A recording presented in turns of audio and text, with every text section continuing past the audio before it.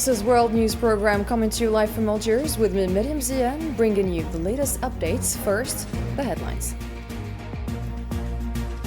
Algerian President Abdelmajid Tebboune is in an official visit to Italy, leading the Algerian side of the 5th high-level Algerian-Italian government summit, a new step in strengthening friendship and boosting bilateral relations.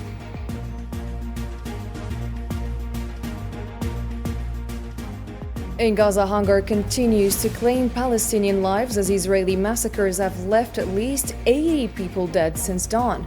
The UN and international bodies warn of the grave consequences of Israel's starvation tactics.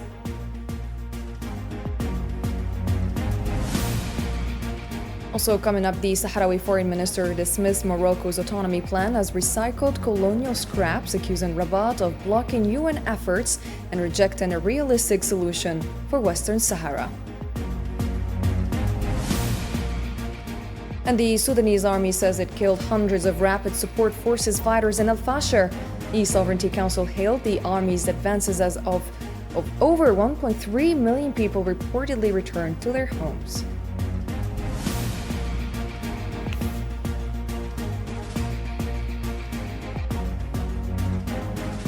First, Algerian President Mr. Abdelmajid Tebboune headed to Italy on Tuesday for an official visit, according to a statement from the Algerian presidency. The same source explained that President Tebboune will chair, on the Algerian side, the proceedings of the 5th session of the high-level Algerian-Italian Intergovernmental Summit. The statement noted that this visit holds special significance in strengthening the bonds of historical friendship and enhancing bilateral relations in various fields between the two friendly countries.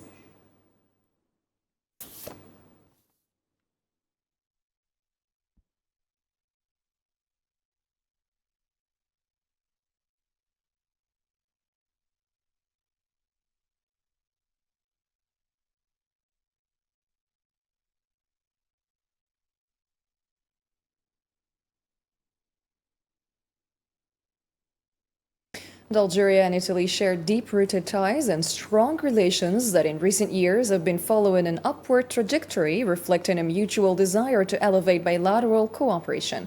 This is driven by their convergent views on many issues and by the vast potential both Algeria and Italy possess in various fields. Nabil Khazini has the report. For more than 60 years, Algeria and Italy have maintained a strong evolving relationship, serving as a model for bilateral cooperation across political, security, and economic fields. In recent years, the partnership has entered a new phase marked by deeper strategic dialogue and growing convergence on regional and international issues. The 4th session of their permanent strategic dialogue held in Algiers in June is testament of this trajectory. Both countries share similar views on key regional crises. In Libya, they support a political solution led by Libyans themselves and reject all forms of foreign military intervention.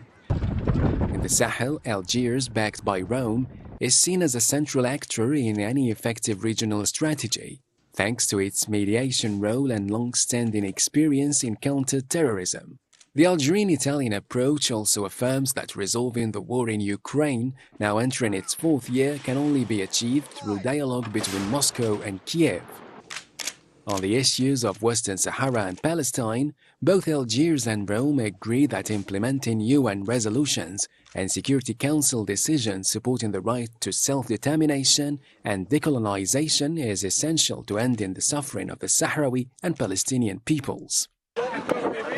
Irregular migration constitutes another shared challenge. Algeria and Italy approach it with a balanced strategy that addresses its security, developmental, and humanitarian dimensions, emphasizing cooperation over interference and mutual interests over dominance. While energy, particularly natural gas, remains a cornerstone of the partnership, the relationship has expanded to include non-traditional sectors like agriculture, industry, infrastructure, and technology, reflecting a shared commitment to broader, long-term win-win cooperation. And in occupied Palestine, more than 81 Palestinians were martyred and others injured as a result of intense Zionist airstrikes on several areas in the Gaza Strip since dawn today. According to medical sources in Gaza, dozens have been killed, with at least 81 bodies arriving at hospitals, including 31 aid seekers, following Zionist airstrikes targeting the Strip.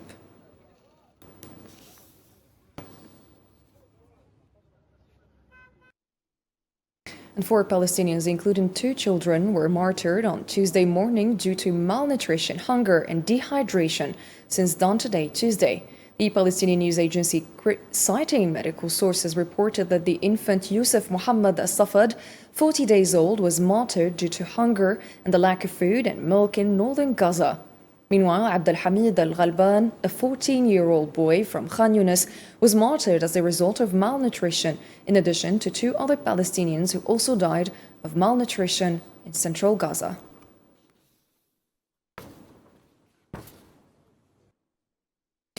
Hospitals in the Gaza Strip have recorded 15 deaths, including 4 children, due to famine and malnutrition in the past 24 hours, according to a statement by the Palestinian Ministry of Health. The ministry condemned in the statement on Tuesday that the death toll from famine and malnutrition has risen to 110, including 80 children.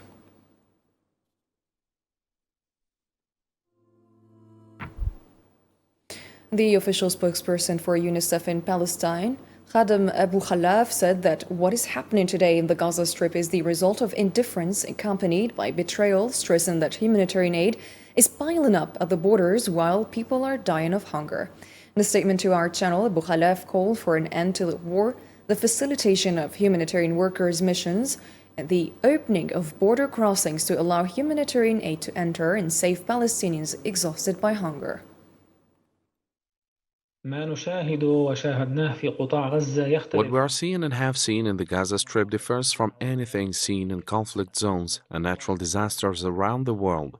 The Gaza Strip crisis is a man-made crisis, and those who are perpetrating it insist on making it worse. Everyone knows that thousands of tons of aid are piling up on both sides of the border, only tens of kilometers away, meaning it could reach the Gaza Strip in 2 hours at most. What is happening is a process resulting from international indifference accompanied by official Arab abandonment and, in fact, Arab popular acquiescence. We, as active humanitarian service organizations, all we demand is that the war stops. And if it does not stop, then at least safe routes for civilians and humanitarian workers must be established. And the United Nations Relief and Works Agency for Palestine refugees, UNRWA, announced that searching for food has become as deadly as the bombings in the Gaza Strip, noting that hunger is now claiming the lives of medical staff and journalists. UNRWA Commissioner General Philippe Lazzarini confirmed that many doctors, nurses, and journalists are fainting from severe hunger, adding that such a situation in Gaza is unacceptable. Still in Gaza, more than 2 million Palestinians are living under a horrific humanitarian catastrophe marked by hunger and slow death, driven by siege and starvation imposed by the Zionist occupation, which has deprived the population of food, water, and medicine, denying them the right to a dignified life. Usama Ayadi has more on this.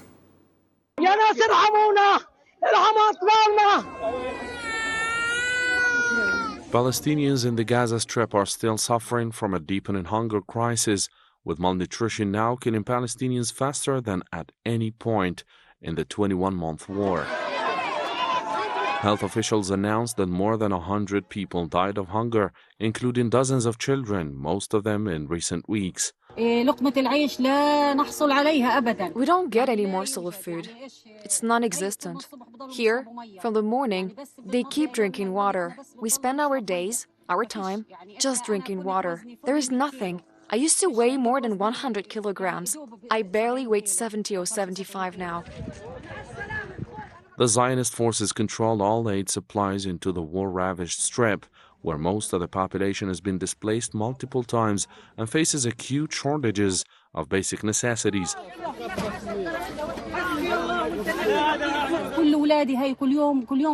My children wake up sick every day. One of them is sick every other day. What do? I go get a saline solution for them. What can I do? There is no food, no bread, no drinks, no rice, no sugar, no cooking oil, no bulgur, nothing. There's no kind of any food available to us at all. The UN warned on Tuesday that its staff, as well as doctors and humanitarian workers, were fainting on duty in Gaza due to hunger and exhaustion. The situation in Gaza triggered wide international condemnation due to continued mass killings of civilians and dire shortages of aid, but no action that has yet stopped the Zionist war machine or significantly increased supplies. People are just collapsing. People can't. A sick person says, I just want to take my pill for blood pressure. Give me just a bite.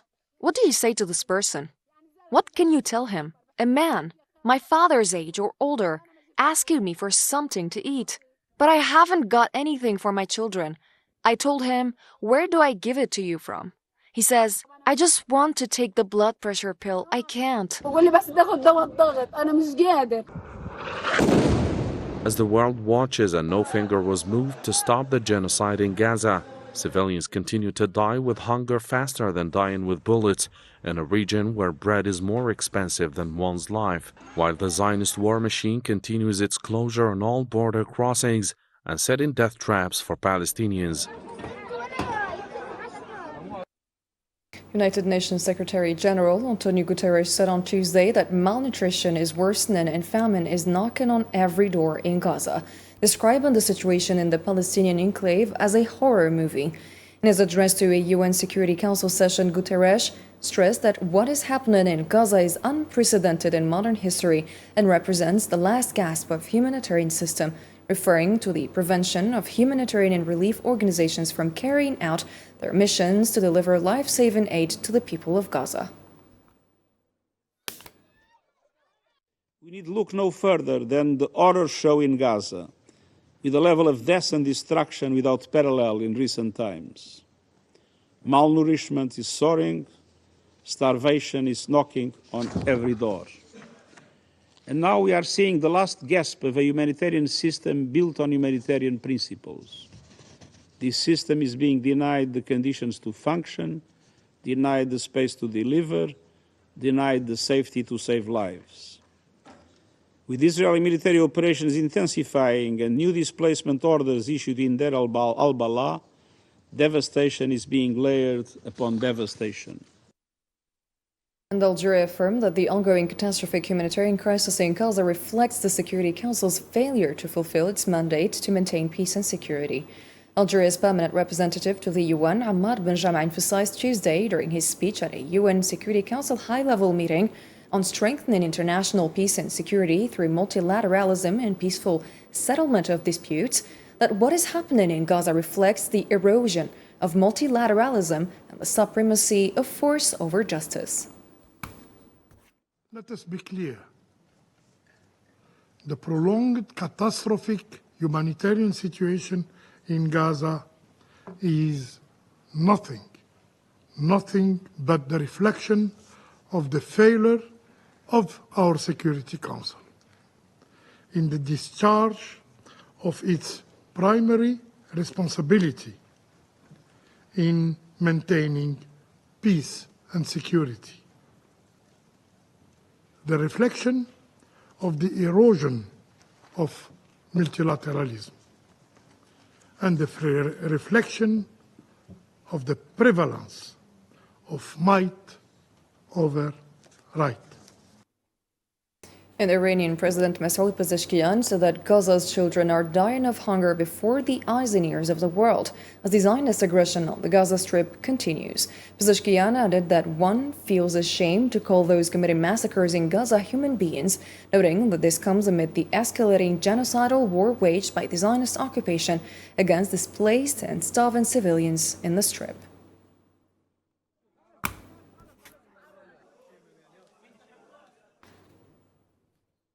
The European Union stated that all options are on the table if Israel fails to fulfill its promises regarding the Gaza situation.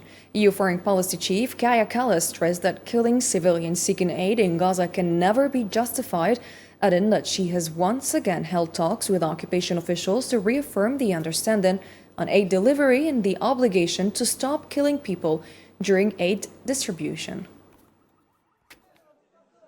I also presented ministers an inventory of different measures that could be taken in relation to the review done in June.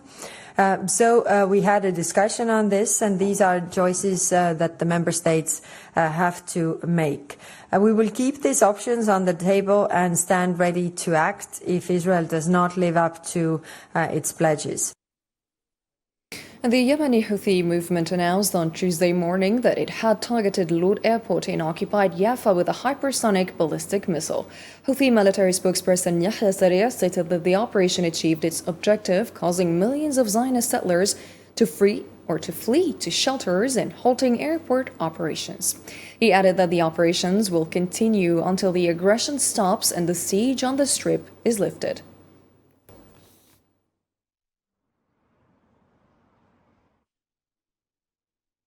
The Syrian Coastal Fact-Finding Committee revealed on Tuesday that 1,426 people were killed, most of them civilians.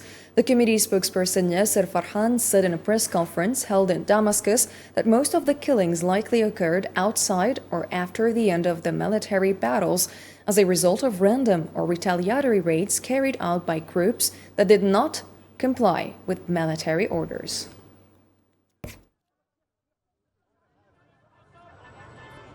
تحققت اللجنة من أسماء 1426 قتيلا. The committee verified the names of 1,426 deceased individuals, including 90 women.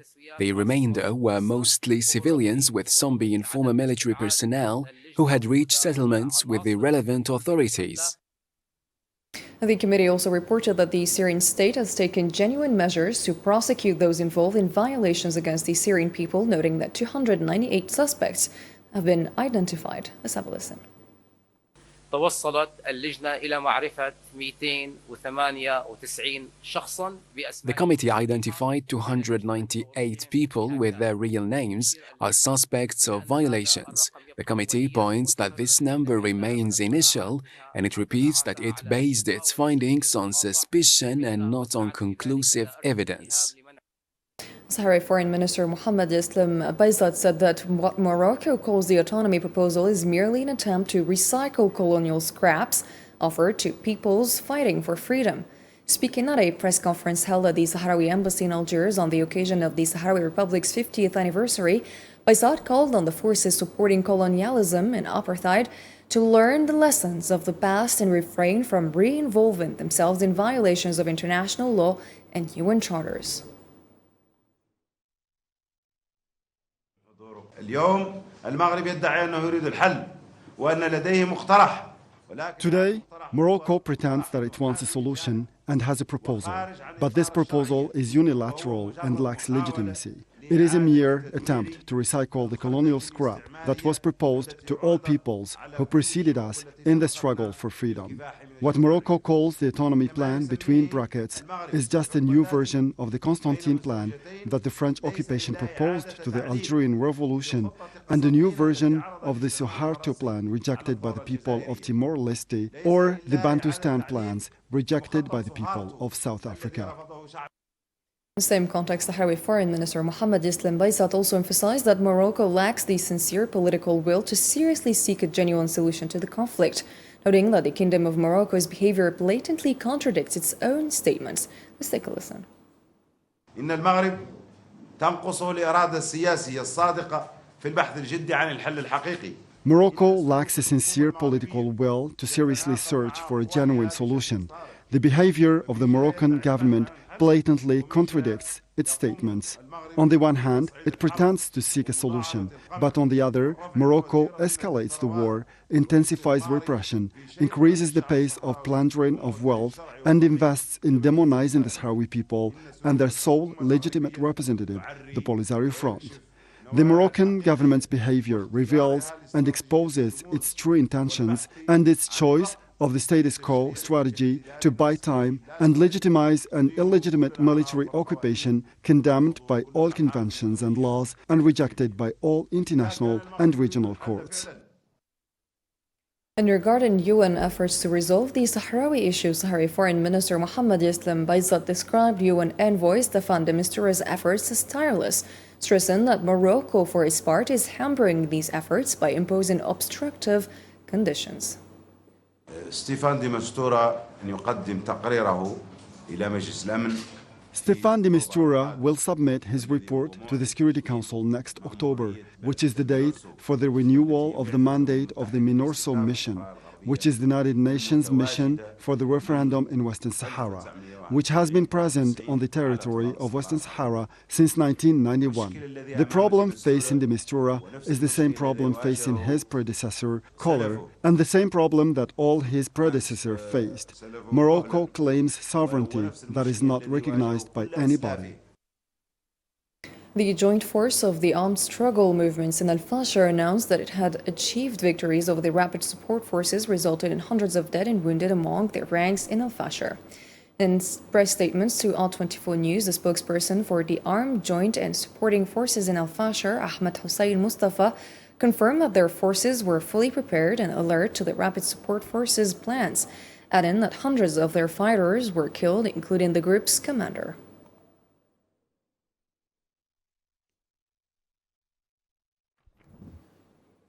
The Transitional Sovereignty Council in Sudan stated that the combat skills and military experience of the armed forces enabled them to fulfill their missions and break the will of the enemy, which it claimed is supported from abroad. Council member Salma Abd al-Jabbar al-Mubarak said in press statements that the Sudanese army's victories in the Battle of Dignity represents a new Independence Day for the country.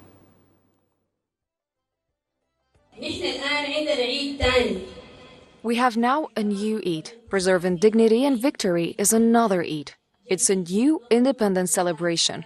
We also added to the values and understanding that we want to declare independence from the enemy every year. The armed forces are now the world's school, and the world is now witnessing this excellence.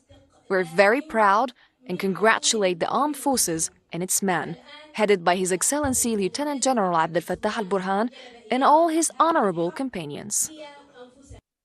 Still in Sudan, the International Organization for Migration reported that over 1.3 million people have returned to their home areas in Sudan since last November. In a statement, the organization noted an increasing number of returnees to Khartoum and Blue Nile states, where authorities have begun restoring basic services. According to the International Organization for Migration, nearly 200,000 people have returned to Sudan so far this year, but warned that returnees face serious challenges, particularly the threat posed by unexploded ordnance, which undermines the sustainability of recovery efforts.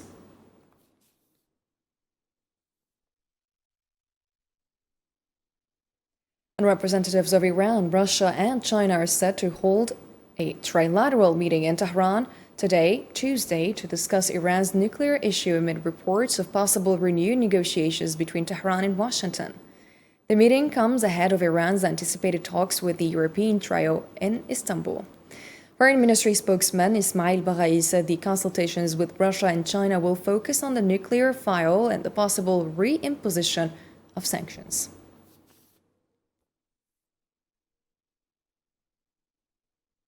Iranian Foreign Minister Abbas Araghchi confirmed on Tuesday that his country cannot abandon its uranium enrichment program. In an interview with Fox News, Araghchi stated that Iran has not stopped enriching uranium despite the severe damage inflicted on its nuclear facilities.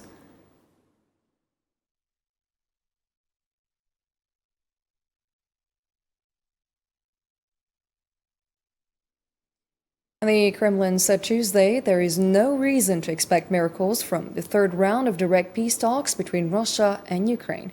Kremlin spokesperson Dmitry Peskov told reporters that anticipating miracles is nearly impossible under the current circumstances, stressing that Russia seeks to protect its interests and fulfill the priorities it set from the outset.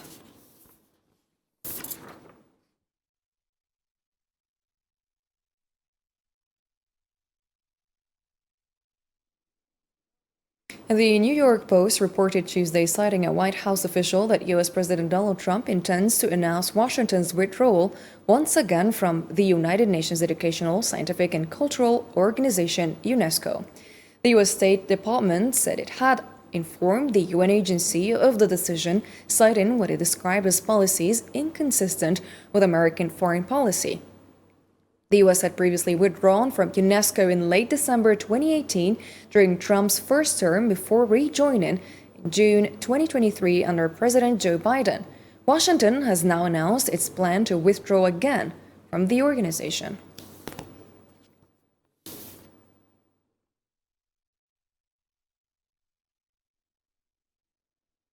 And UNESCO Director General Audrey Azoulay on Tuesday expressed regret over the United States' decision to withdraw from the UN Educational, Scientific and Cultural Organization. Azoulay said she regretted President Donald Trump's decision, adding that the move was expected and that the UN agency had prepared for it.